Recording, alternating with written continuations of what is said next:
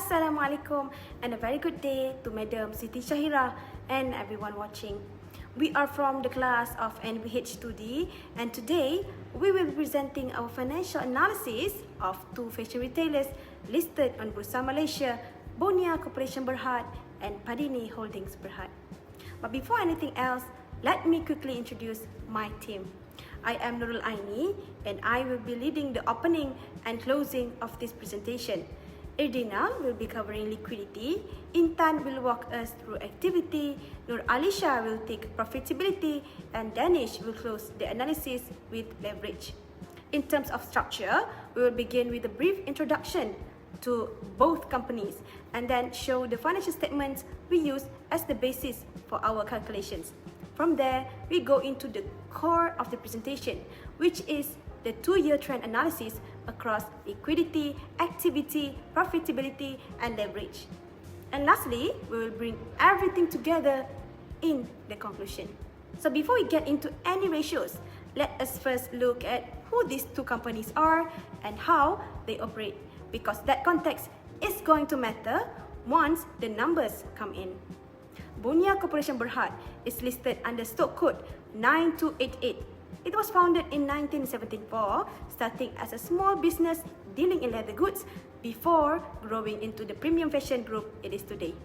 While Padini Holdings Berhad, listed under stock code 7052, actually traces its roots even further back to 1971. It began as a garments manufacturing company and eventually shifted into retail. Both are listed on the main market of Bursa Malaysia under the consumer products and services sector. Now, what really separates the two is not industry they are in, but how they compete within it. Bonia carries 3 brands which are Bonia, Brown Buffel, and Sembonia, and positions itself in premium and luxury fashion, targeting higher income consumers. Padini, on the other hand, takes the opposite approach. It operates 7 brands including Padini, Vinci, Seed, P&Co, Mickey, PDI, and Brands Outlet, and all aim at middle-income consumers through affordable fashion. Both companies share the same financial year ending 30 June, and both are headquartered in Kuala Lumpur. So even though they sit in the same sector, their business models are quite different. Bonia is built around premium pricing and brand image, while Padini is built around volume and accessibility. And when we look at the numbers, that difference shows up clearly. In FY 2024, Bonia recorded revenue of 413.67 million, and by FY 2025, that fell to 377.33 million, a decline of about 8.8%. And more importantly, its net profit dropped sharply from 39.92 million to just 7.78 million. But then it moved in the other direction. Revenue stayed fairly stable, going from 1.92 billion to 1.94 billion. And net profit actually improved slightly from 146.6 million to 154.79 million. Just from these two charts alone, we can already see that Bonia had a much tougher year, while Padini stayed steady. But as financial management students, we know we cannot stop at revenue and net profit alone. Those figures tell us what happened. However, ratio analysis will further help us understand why it happened and whether each company is truly healthy underneath the surface. Before we move into that analysis, let us briefly show the financial statements we work with. All our calculations are based on audited consolidated financial statements taken from the annual reports of both companies for FY 2024 and FY 2025. These are publicly available reports, so every figure we present today can be traced back and verified. From those annual reports, we extracted the key figures you see on this slide. This table covers revenue, gross profit, net profit, total assets, total liabilities, equity, inventory, receivables, payables, cost of goods sold, which is shown on the slide as COGS, earnings before interest and tax, which is shown as EBIT, as well as interest expenses and tax expenses for both companies across both years. These are the building blocks for every ratio that my team will discuss from this point forward.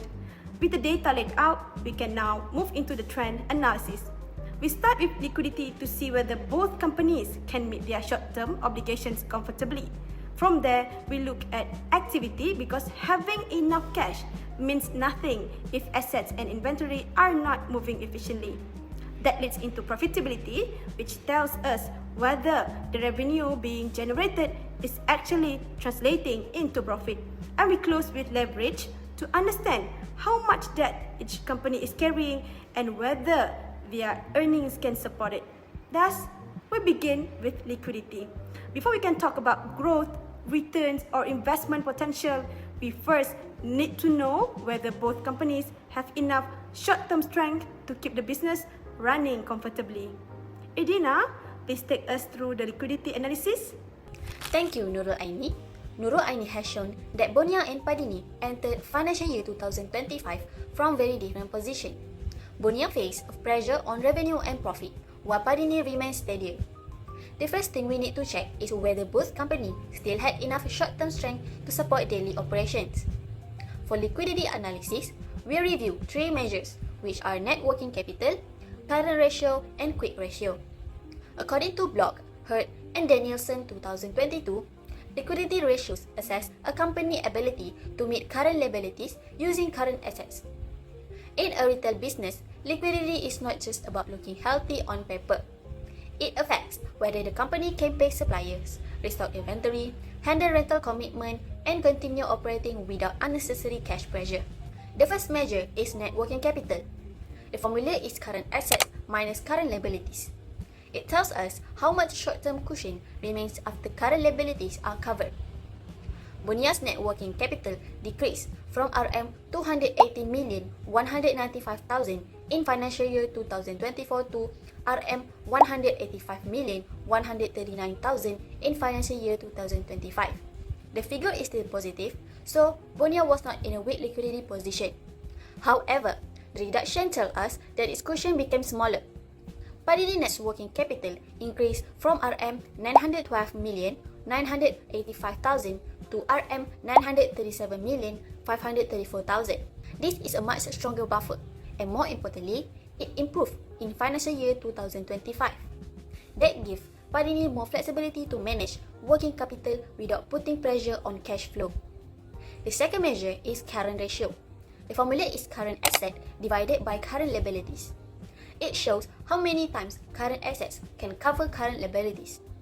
Bonia's current ratio declined from 3.87 times to 3.35 times. Padini's current ratio increased from 4.38 times to 4.52 times. Both companies were above 1 time, so both could cover their short-term obligation.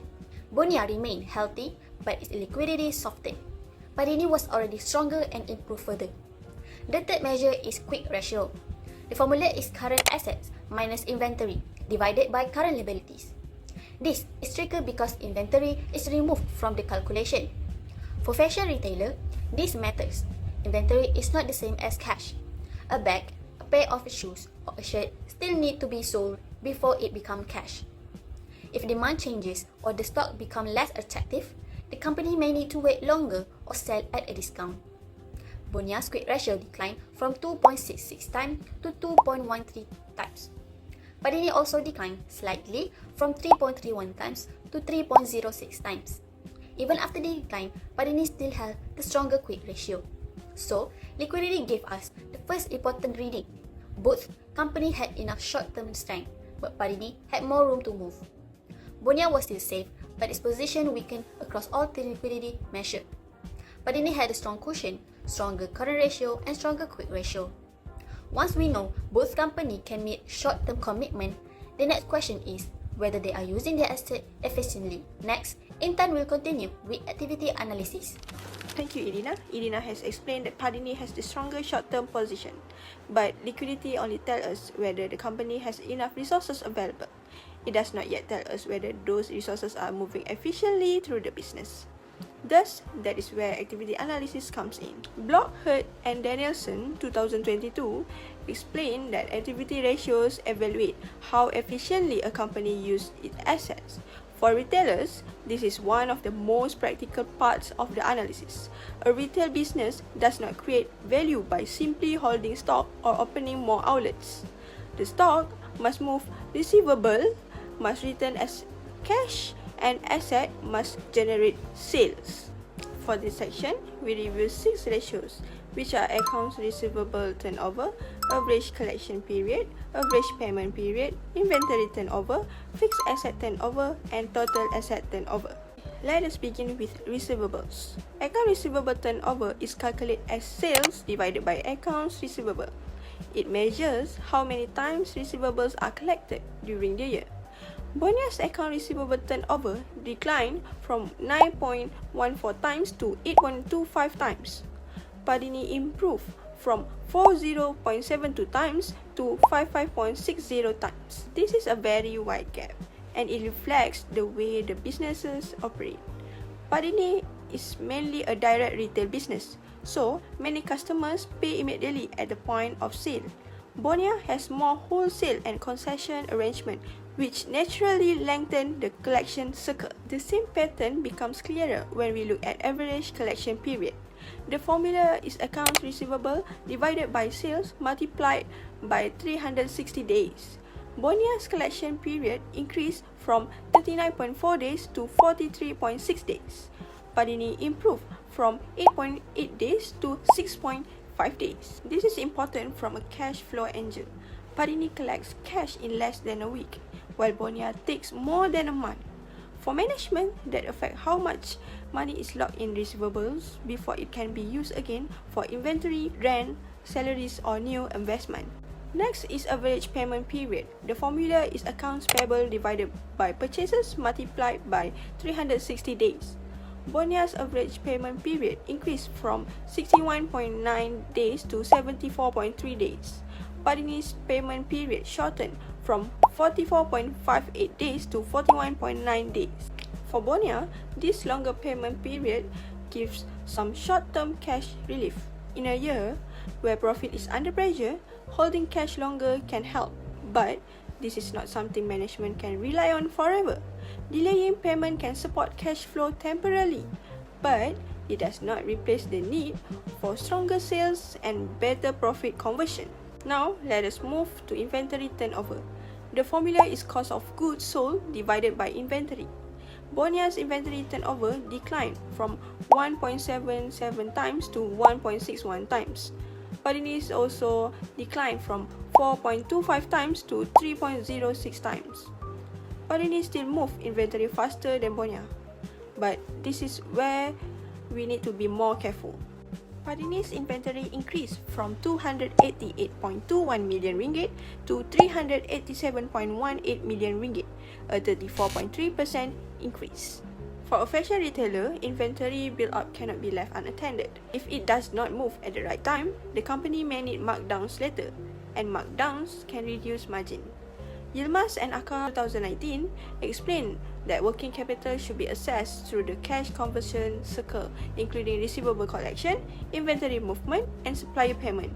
That fits our analysis well, because the real question is not only whether the company sells, it is how quickly the business converts receivables and inventory back into usable cash.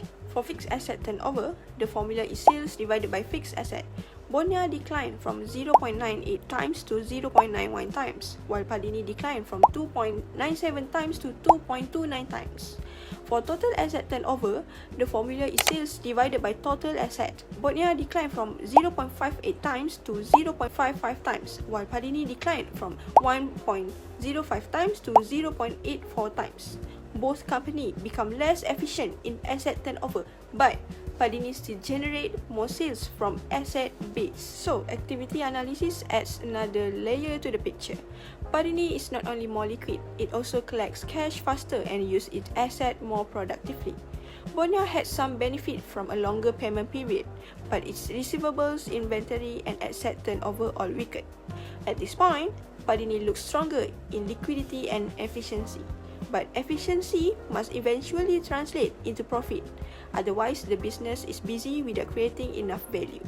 Nur Alisha will take us into profitability analysis. Thank you, Intan. Intan has shown how efficiently both companies move receivable, inventory, and asset. Profitability now will tell us whether those activity actually translate into returns. Berhad and Danielson 2022 describe profitability ratio as important indicators for investors because they show whether a company is generating adequate returns from its operation and resources. Therefore, for this session, we will walk through 5 ratios: gross profit margin, operating profit margin, net profit margin, return on asset, and lastly, return on equity.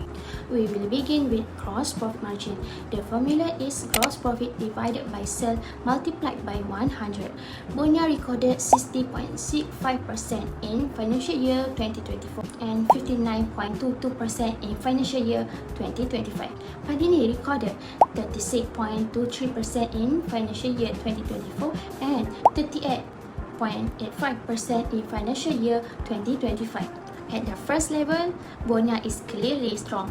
That fit is premium positioning. Bonia sell at higher price point, so it retained more from each ringgit of sale after deducting the cost of goods sold. But gross margin is only the first layer of profitability. It tells us that Bonia has pricing strength. It does not tell us whether that strength survives after operating costs. That is why operating profit margin is important.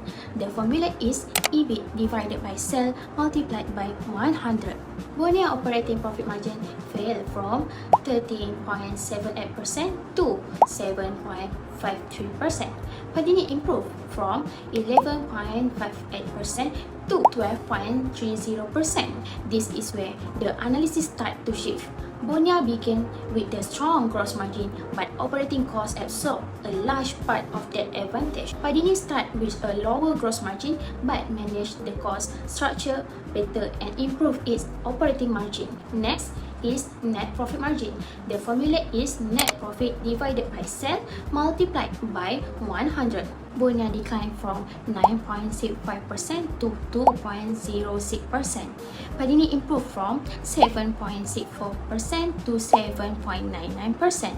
By the time all expenses were included, Padini kept more profit from its sale. For a premium company, this is an important warning.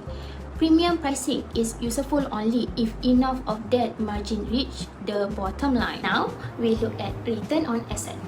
The formula is net profit divided by total asset multiplied by 100. Bonia declined from 5.59% to 1.14%. Padini moved from 8.01% to 7.55%. Return on equity is calculated as net profit divided by total equity multiplied by 100. Bonia fell from 8.26% to 1.69%.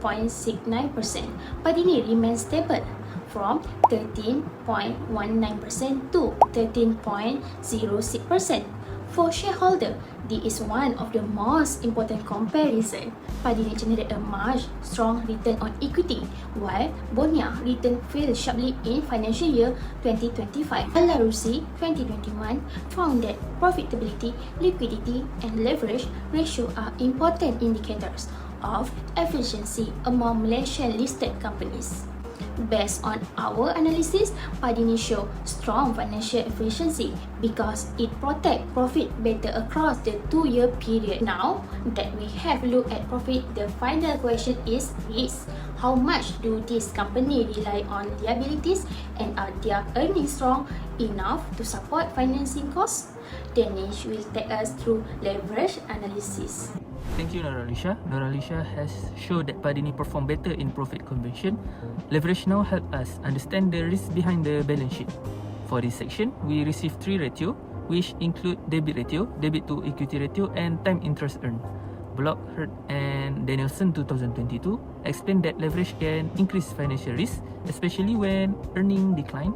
This matter in our comparison because debit level should not be read on its own. A company may have low debit, but if its earning falls sharply, its financial comfort can still weak. So the first ratio is debit ratio. The formula is total liability divided by total asset. multiply by 100, Bonia staying almost unchanged from 32.36% in financial year 2024 to 32.35% in financial year 2025. Padini increased from 39.26% to 42.24%. On debit ratio, Bonia is more conservative. Next is debit to equity ratio. The formula is total liability divided by total equity, multiplied by 100. Bonia remains stable from 47.84% to 47.82%. Padini increased from 64.63% to 73.12%. Again, Bonia carry lower leverage. If we look only at debit level, Bonia appears safer. But financial risk is not only about how much debit is recorded, it is also about whatever the company was enough operating earned to support its. This is where time interest earned become important. The formula is EBIT divided by interest expense. Padini's time interest earned dropped from 7.41 times to 3.71 times. Padini moved from 8.74 times to 8.21 times. This changed the reading. Bonia has lower debit, but its interest coverage weakened sharply because EBIT fell.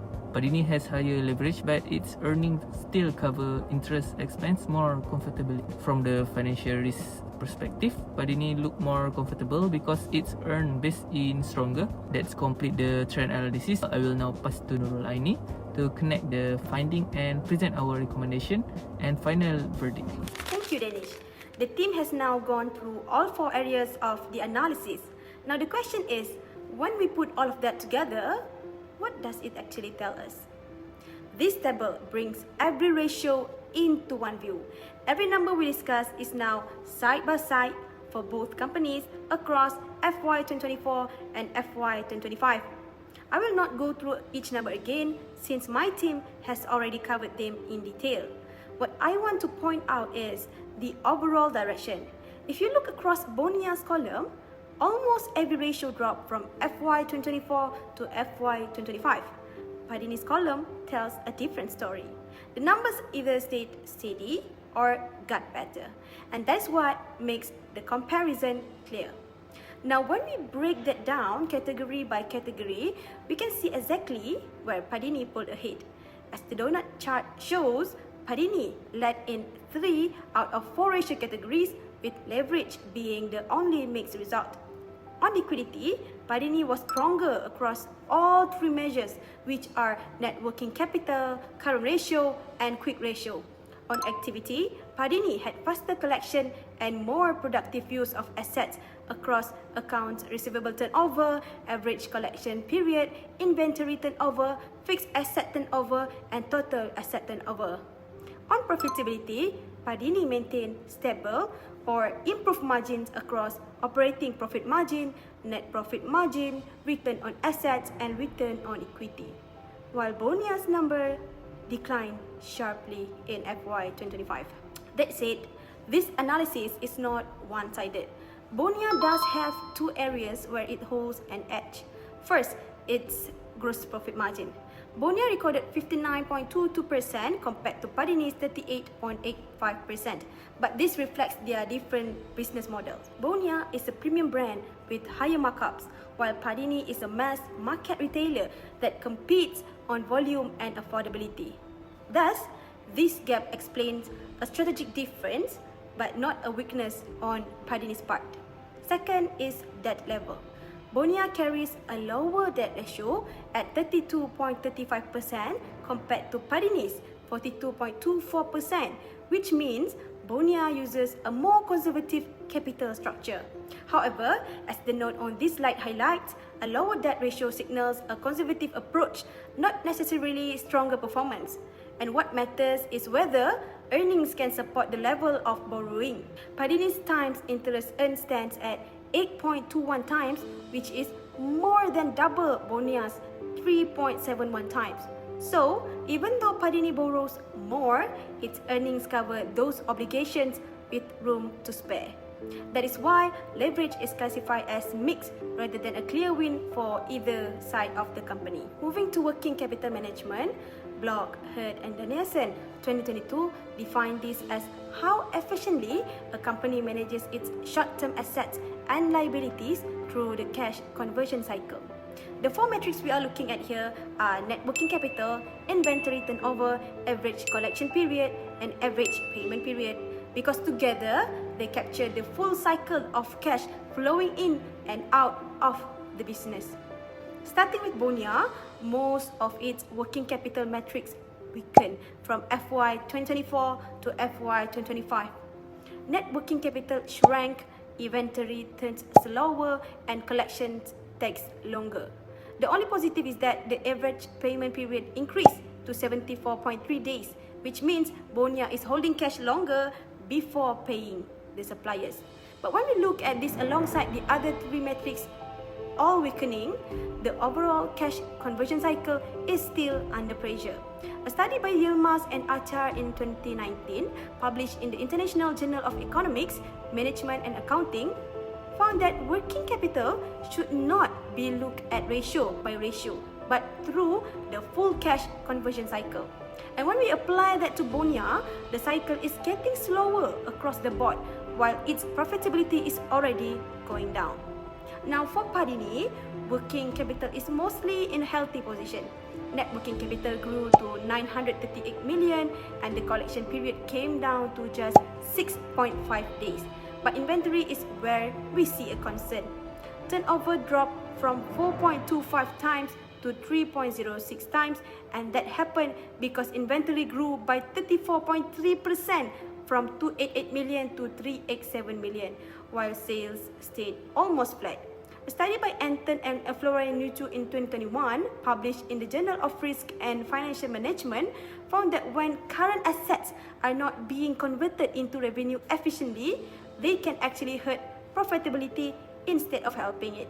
Another study by Mandipa and Sibindi in 2022, published in the Journal Risk, also found that in the retail industry, specifically, how a company manages its working capital has a direct effect on financial performance.